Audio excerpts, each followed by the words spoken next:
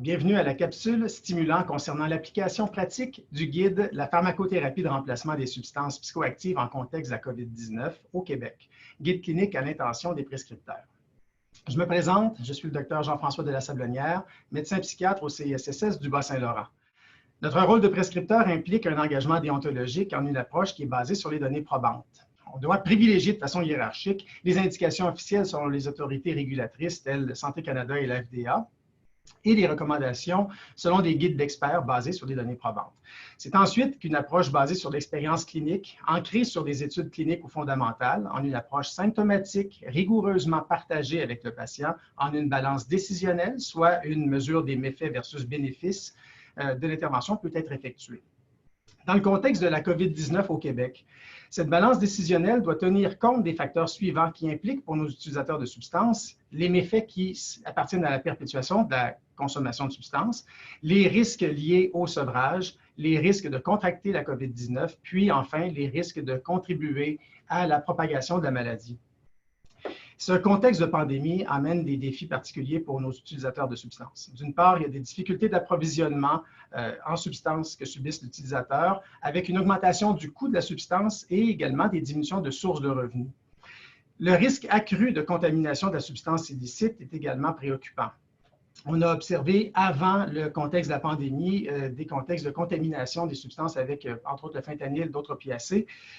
Au Bas-Saint-Laurent, on a connu à l'été 2019 un décès de 2 individus consommateurs d'amphétamines sur des dépressions respiratoires qui suggèrent fortement des enjeux de contamination. Et également, en 2019, 5 patients ont développé des cardiomyopathies sévères sur une utilisation de stimulants qui suggèrent encore une fois des enjeux de contamination.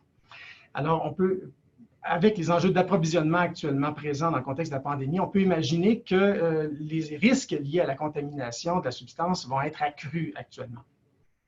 Et ça survient dans un contexte où les accès aux services de santé et de services sociaux se voient également atténués puisque nos services sociaux sont particulièrement concentrés sur la contenance de la COVID-19 et la gestion de cas pulmonaires et de la gestion de la maladie. Ce qui peut entraîner des difficultés pour nos utilisateurs d'accès à l'analoxone, d'accès à des centres de thérapie, l'accès à des refuges d'urgence, à l'espace public, aux centres de jour, aux banques alimentaires, aux organismes de soutien, de même qu'au centre d'injection supervisée.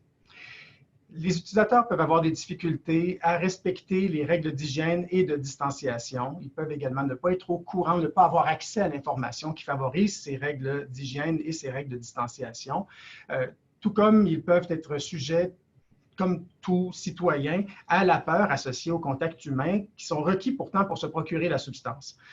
L'utilisateur peut vivre avec ses proches, qui peuvent être ses parents ou ses grands-parents vieillissants, ce qui augmente le risque de complications de la COVID-19 chez ses proches. Donc, ça peut également contribuer à une certaine peur de continuer de maintenir un approvisionnement à la substance. Enfin, l'obligation de confinement pour certains, parfois ordonnée par les autorités en des zones tampons ou des centres désignés, où l'approvisionnement est limité ou impossible, risque aussi de précipiter les tableaux de sevrage qu'on peut avoir à rencontrer.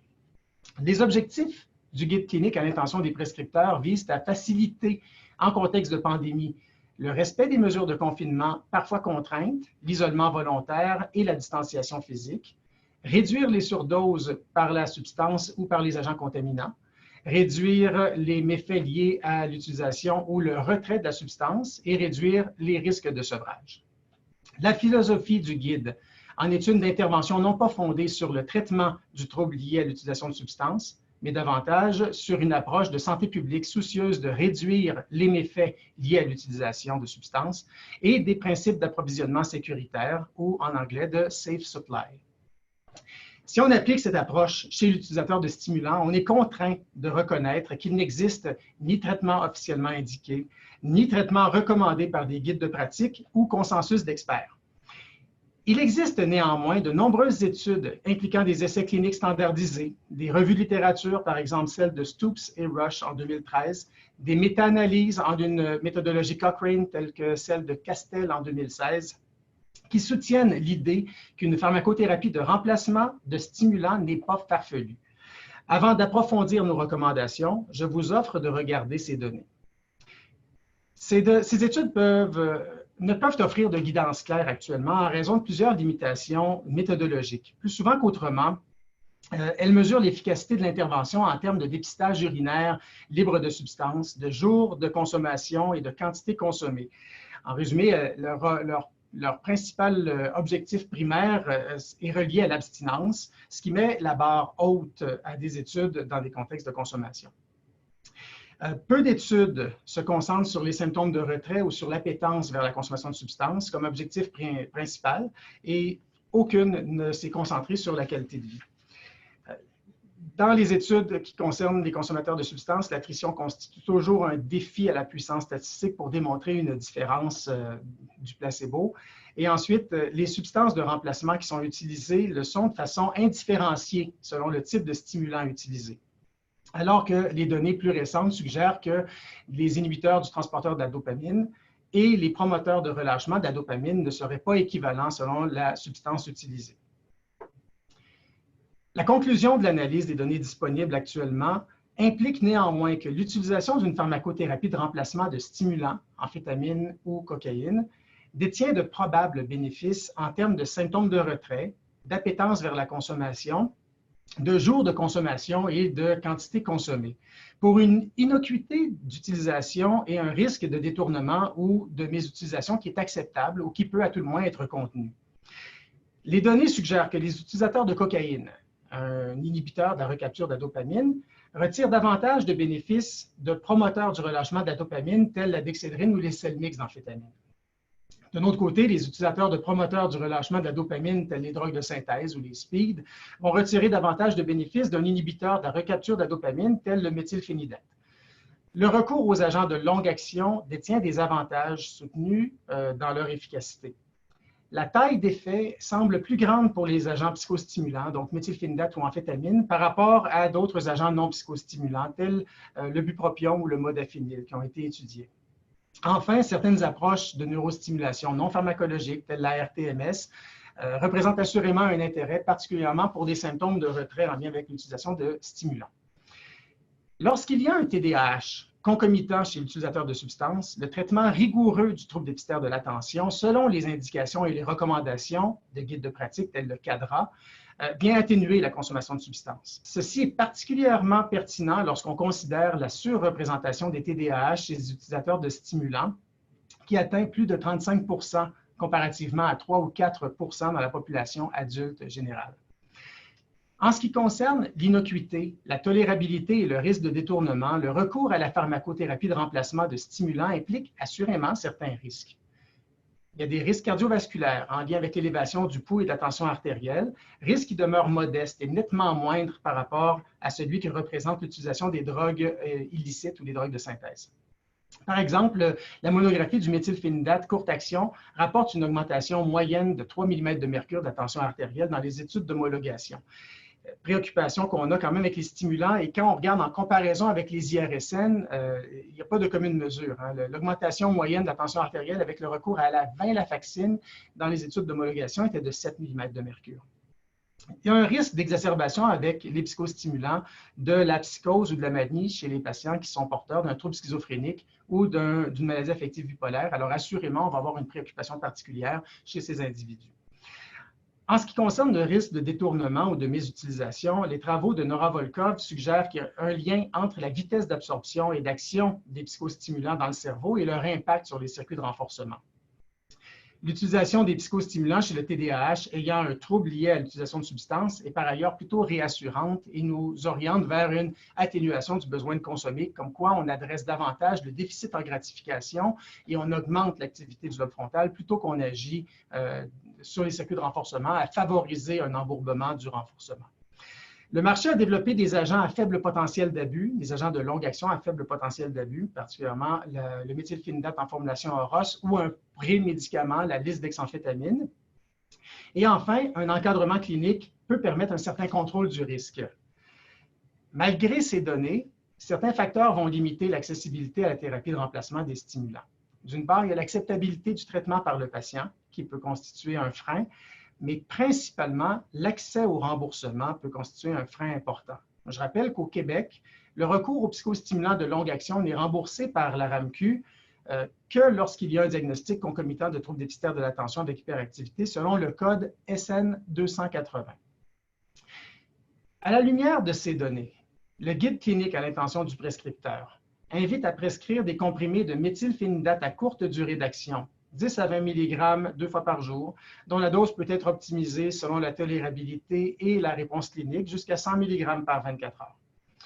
Ou de dextroamphétamine courte action, 10 à 20 mg BID, dont la dose peut être optimisée selon la tolérabilité et la réponse clinique jusqu'à 80 mg par 24 heures.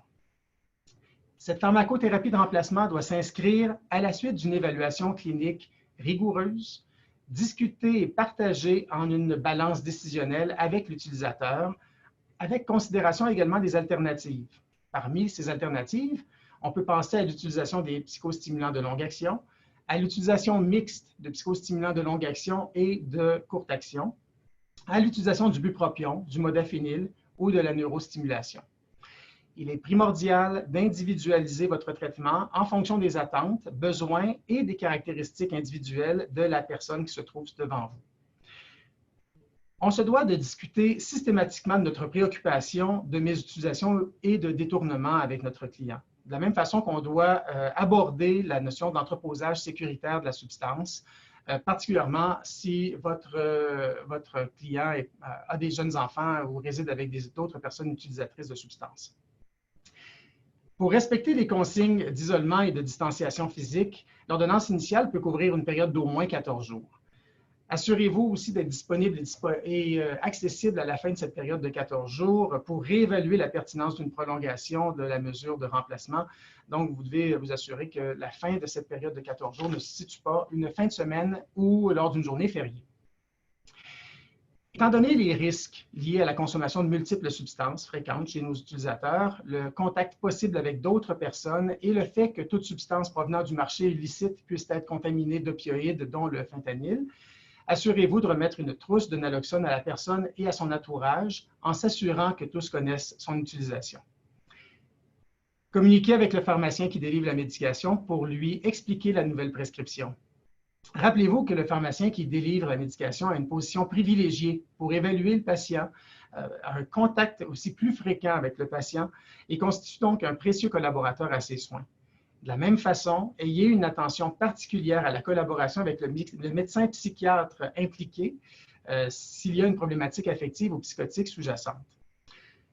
Un mot pour terminer sur la neurostimulation. Vous avez probablement vu l'accumulation de données dans les dernières années concernant cette approche chez les utilisateurs de substances, puis plus spécifiquement dans les 2 dernières années en traitement des symptômes de sevrage aux psychostimulants, aux stimulants cocaïne et amphétamine. Nous nous sommes dotés au Bas-Saint-Laurent d'un appareillage d'RTMS au printemps 2018 dans le but de traiter des épisodes dépressifs caractérisés. Et j'ai personnellement traité une dizaine d'utilisateurs de stimulants, cocaïne et drogues de synthèse, spécifiquement pour cibler les symptômes de fatigue, anergie, aboulie, hypersomnolence, hypersomnie et irritabilité liés au sevrage des amphétamines. On a pu observer chez pratiquement tous les sujets une amélioration de ces caractéristiques sans qu'il n'y ait eu nécessairement de modification des habitudes de consommation. Ce qui nous rappelle humblement que la suétude va bien au-delà des symptômes de retrait. Ces bénéfices furent obtenus sans pratiquement aucun effet secondaire en dehors de la douleur liée à la contraction musculaire lors de la stimulation. Et j'explique souvent à mes patients, lorsque je leur présente cette alternative de soins, que le principal effet secondaire de la RTMS est lié au prix de l'essence, puisque vous devez venir à l'hôpital pratiquement tous les jours ouvrables, 5 jours semaine, pour obtenir le traitement. Il y a des enjeux de protocole qui appartiennent à l'utilisation de la RTMS dans des contextes de sevrage d'amphétamine où ce n'est pas si clair. Combien de jours l'utiliser, quel type de stimulation utiliser et quelle zone utiliser, mais on a quand même assez de guidance pour pouvoir en retirer certaines utilisations qui peuvent être utiles pour nos clients. Évidemment, des enjeux d'accessibilité sont présents. Il y a peu d'appareils de RTMS disponibles actuellement au Québec. Et même s'il y en a un, ça ne veut pas dire que les gens qui en sont responsables vont vous le rendre accessible pour traiter un sevrage d'amphétamine, même en contexte particulier. Toutefois, on peut retenir qu'avec un recours hors indication et hors recommandation, l'utilisation de la RTMS détient une balance méfait versus bénéfice qui est remarquablement favorable. Ici, sans aucun risque de mésutilisation ou risque de détournement. Assurément, l'assiduité à une présence quotidienne au traitement constitue un autre facteur limitant, même pour les centres qui ont accès à la technologie. Mais cette attrition n'est pas différente des autres interventions dans des contextes de consommation de substances.